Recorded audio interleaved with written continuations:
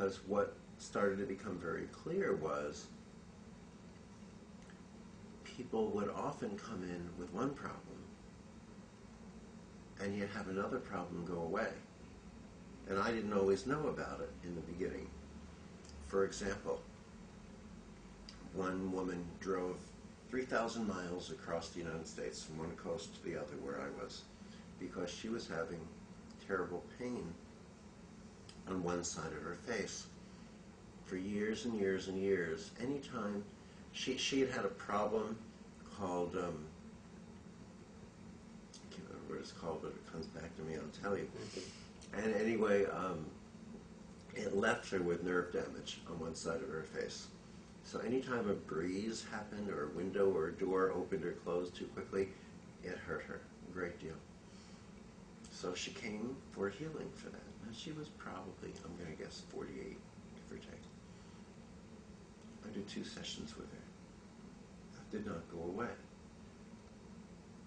Looking at it that way, I would put her into one of the 30% of the people who I thought at the time didn't have healing. But then she told me on the second day, she said it didn't go away, and I had 2 healing sessions. She said, but what she hadn't told me was that when she was a really young girl, like 7, 8, 9, something like that, she had had a severe infection and high temperature, lost the hearing in one of her ears. Her hearing came back. Now, she didn't come in with the conscious intention of regaining her hearing. It was part of her life. She was told it would never come back. She was told her hearing would never come back, so she wasn't expecting something like that to happen. So she didn't tell me about her hearing problem.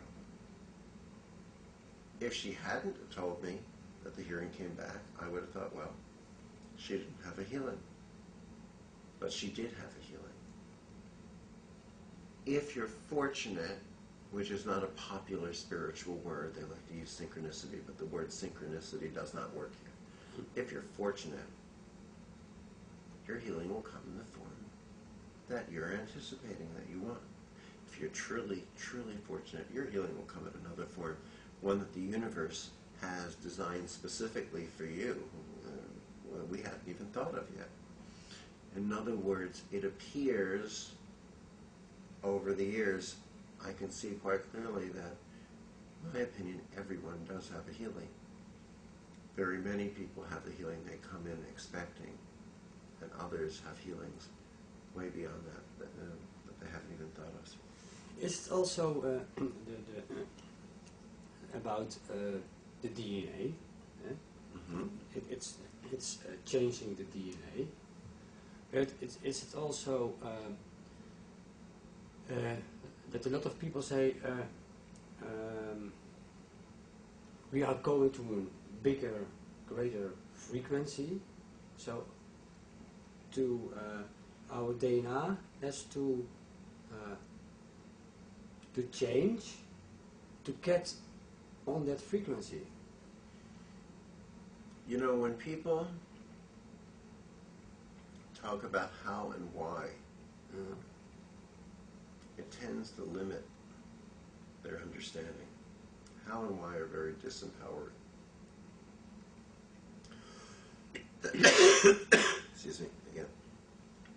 How and why are very disempowering questions, because then we define that this is exactly how it works, and this is the reason that will make it work. And then we can't see beyond that. Mm-hmm. We don't know exactly how something works or exactly why it works. It is definitely interesting to explore potential and observe possibilities. Observe how it works and look at, there could be this interaction and that interaction, but not a sign that this is the way it works, because then we say this is the way it doesn't work. Because when we say that we know the answer, we stop learning right there on the spot. We say this is right, so this is wrong, this is right, so this is wrong. But when we're willing to say, I don't know, we open the door of all possibilities. We begin to see more. We can say, I don't know, but I can see this possibility over there, or this one or this one. If I can bring any of these several possibilities together, then I get what at first seems to be a better answer, except it's not really an answer at all. It's building blocks so that we can ask better questions, because really our growth comes in the questioning.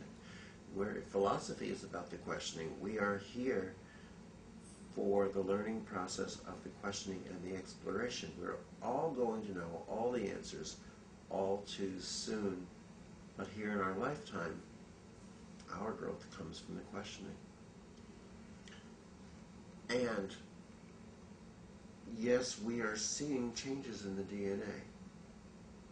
I don't want to say exactly why, because we don't really know exactly why. And I think some of our observations actually help us expand even further. For instance, yes, some people are very clinical in their approach.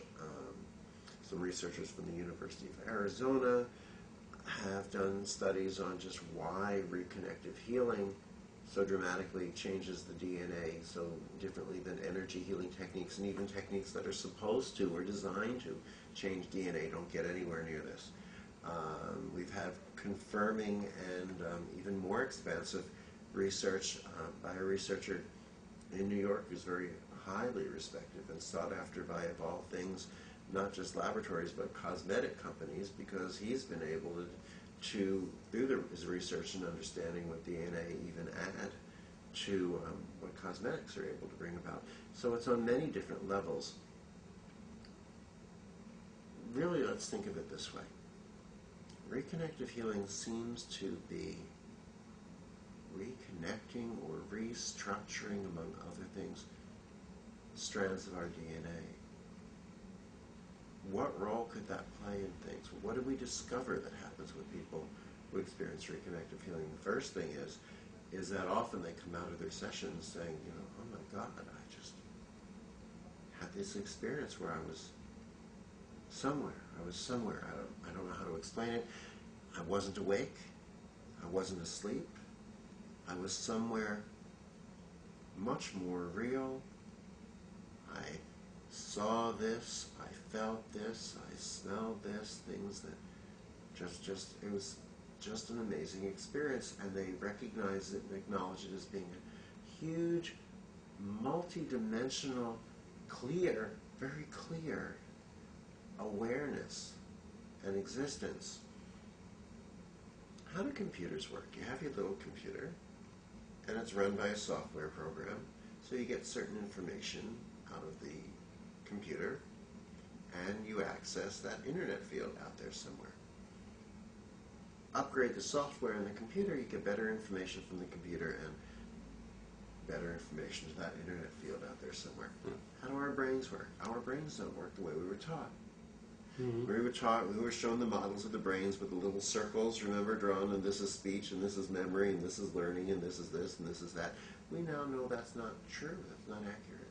We know from the work from Dr. Carl Pribram and others that the information in our brains, it's diffused throughout our brains, and it's not just within the brain, but we access it from the field, what used to be called the etheric field, but that upset scientists that seemingly otherwise intelligent adults in the late 1800s were believing in an invisible field, so science, of course, disproved the etheric field, and the sucker came back in the early 1920s or so. So science had to move forward and disprove it a second time. That's why I call it the field that wouldn't die. Science tried to disprove it twice, came back again, and today we're using it in science. So they've changed the name of it so as not to be embarrassed from the history of how they disproved it supposedly twice. From the etheric field, they now call it zero-point field, but of course everyone really, we just call it the field, and everyone winks, And we are not just in this field, we are this field. So we're constantly receiving information from it, we're constantly playing with it. Children, you put children on a long bus ride, one child falls asleep, another one stares at the child until they wake up. They're in that field. When we think of a friend we haven't heard from in 3 years, and 3 minutes later the phone rings, and it's them. We're accessing this field. So it's like there's all this information we're constantly immersed with and accessing, and yet people who are psychics, people who are geniuses, people who are healers,